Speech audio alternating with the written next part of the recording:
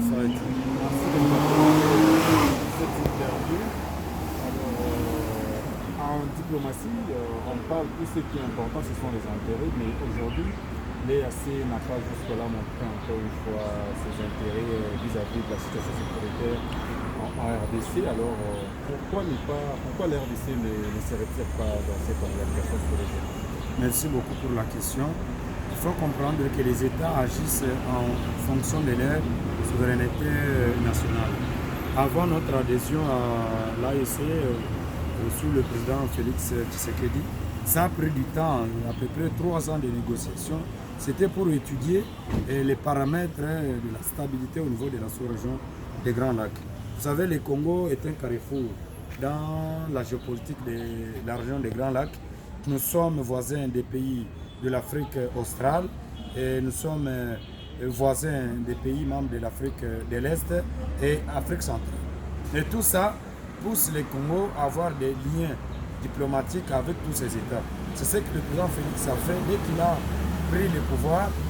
Il est allé vers tous ces pays voisins. Il a fait plusieurs voyages pour rencontrer ses homologues au niveau de la sous-région des Grands Lacs, au nom de la paix, au nom de la stabilité de cette sous-région, longtemps troublée par les mercenaires, les seigneurs de guerre.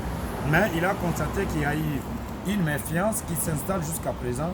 Vous savez, depuis le Raïs Joseph Kabila Kabang, le président honoraire, il y a eu cette méfiance, les relations étaient très glaciales avec le Rwanda, avec l'Ouganda et d'autres États.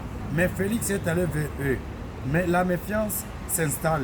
Pourquoi cette méfiance? Parce que ces États-là ne veulent pas lâcher leur leadership pour que le Congo redevienne un État géostratégique dans la sous-région des Grands Lacs.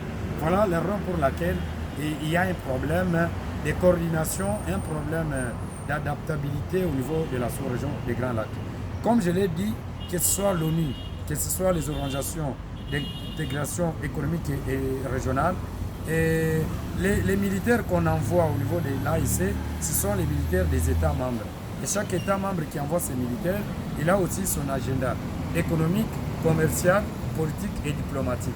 Et il y a aussi un problème du leadership, comme je l'ai toujours dit. Ce vide de leadership qui était entre les mains des Burundais, des Angolais et des autres, les Congos longtemps absents, il est en train de faire un effort pour retrouver sa place qu'il a au cœur des enjeux au niveau de la sous-région.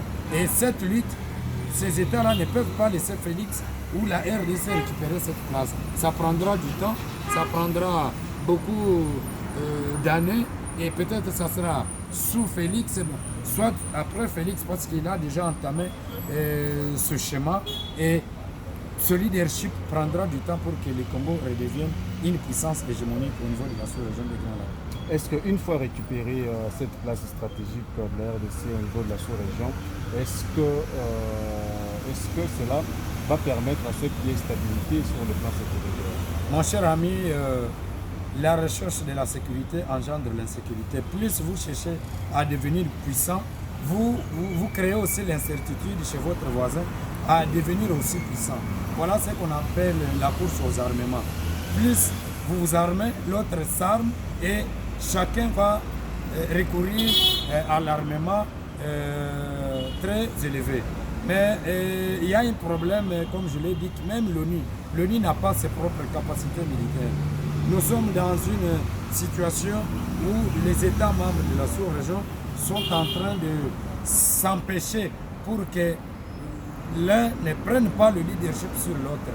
Donc les militaires qu'on envoie, pour qu'ils puissent venir nous aider, ils ne peuvent pas nous aider si nous-mêmes nous ne sommes pas à mesure de donner d'abord le coup. Je l'ai toujours dit, il y a les spécialistes des relations internationales qui pensent qu'en matière de la sécurité, on n'a jamais été mieux servi que par soi-même. Nous devons compter sur nous-mêmes, réformer notre puissance au niveau national et aller vers les autres. Si vous pensez qu'il faut quitter l'AEC, ce n'est pas seulement la solution. Nous avons vraiment intérêt à être là, mais imposer aussi aux autres notre propre agenda, qu'on ne subisse pas l'agenda des autres États qui viennent pour intervenir dans nos affaires. Mais vous savez, ces États qui interviennent, ce n'est pas la première fois. Sous Mouzé, ils étaient venus. Laurent Désiré Kabila, on avait vu le Zimbabwe, la Namibie, l'Afrique du Sud, le Rwanda, l'Ouganda. Et vous connaissez comment Mouzé est parti et la région des Grands Lacs est restée toujours traumatisée. C'est le même schéma. Ceux qui viennent s'installer dans notre pays, ils ne viennent pas pour nous ramener la paix, mais ils viennent parce que le Congo a plusieurs intérêts pour ces États-là. Mais il y a aussi la question qu'on appelle la question de la sécurité collective. Et voilà par là que nous devons beaucoup parler, discuter pour dire que ce n'est pas seulement sécuriser le Congo, c'est sécuriser aussi tous les États de la sous-région. Et cette notion de la sécurité collective fait partie aussi des objectifs d'intégration économique.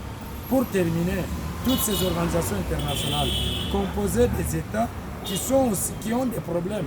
Ne pensez pas que tous les États là sont vraiment très stables que nous. Non, ils ont aussi des problèmes internes. Ils ne peuvent pas venir imposer la paix en RDC ou à l'est du pays. Pourquoi? Parce qu'il manque une puissance hégémonique qui peut donner des instructions à l'autre.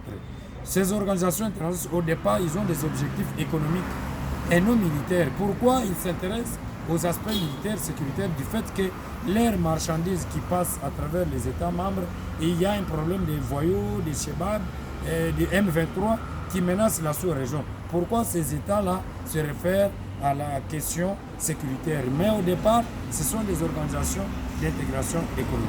Monsieur Osni, nous vous disons merci. C'est moi qui vous remercie pour les choix et la considération à ma personne et venir me demander de faire des expertises par rapport à la situation de notre pays. Mais ce que je dois lancer comme un dernier mot est que la question qui se pose, ce n'est pas de quitter l'AEC, c'est de savoir qu'est-ce que nous faisons là-bas en tant qu'État, en tant que puissance au niveau de la sous-région. Et nous avons la CEAC qui est devenue inactive, nous avons l'Union africaine inactive, ce n'est pas pour rien que le président de la République est allé dans l'île des Comores, c'est parce que les Comores qui doivent présider la présidence de l'Union africaine. Nous avons vu avec le Sénégal qui n'a pas fait grand-chose pour le Congo, qui n'a pas fait grand-chose sur le continent. Et nous devons toujours prêcher à parler la paix parce que les Congo sans paix, nous sommes vraiment très freinés dans nos démarches vers le pays. Merci.